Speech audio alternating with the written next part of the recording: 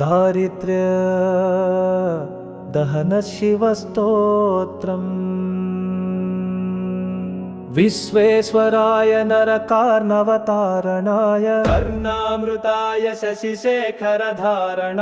कर्पूरकान्तिधवलाय जटाधराय दारिद्र्यदुःखदहनाय नमः शिवाय दारिद्र्यदुःखदहनाय नमः शिवाय गौरीप्रियाय रजनीशकलाधराय कालान्तकाय भुजगाधिपकङ्कणाय गङ्गाधराय गजराज विमर्दनाय दारिद्र्यदुःखदहनाय नमः शिवाय दारिद्र्यदुःखदहनाय नमः शिवाय दारिद्र्यदुःखदहनाय नमः शिवाय भक्तप्रियाय भवरोगभयापहाय उग्राय दुःखभवसागरतारणाय ज्योतिर्मयाय गुणनाम सुनृत्यकाय दारिद्र्यदुःखदहनाय नमः शिवाय दारिद्र्यदुःखदहनाय नमः शिवाय दारिद्र्यदुःखदहनाय नमः शिवाय चर्माम्बराय शवभस्मविलेपनाय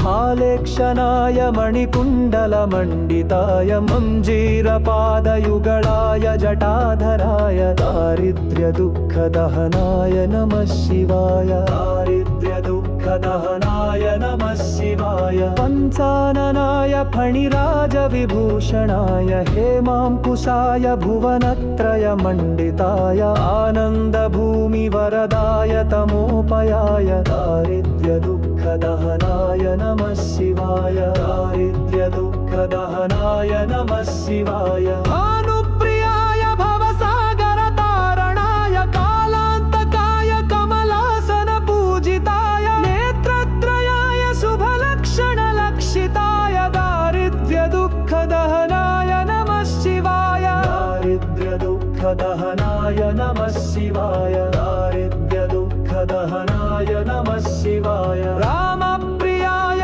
रघुनाथवरप्रदाय नागप्रियाय नरकार्णवतारणाय पुण्याय पुण्यभरिताय सुरार्चिताय दारिद्र्यदुःखदहनाय नमः शिवाय मुक्तेश्वराय फलदाय गणेश्वराय गीताप्रियाय वृषभेश्वर वाहनाय मातङ्गचर्मवसनाय महेश्वराय दारिद्र्यदुःखदहनाय नमः शिवाय दारिद्र्यदुःखदहनाय नमः शिवाय दारिद्र्यदुःखदहनाय नमः शिवाय वसिष्ठेन कृतं स्तोत्रं सर्वरोगनिवारणम्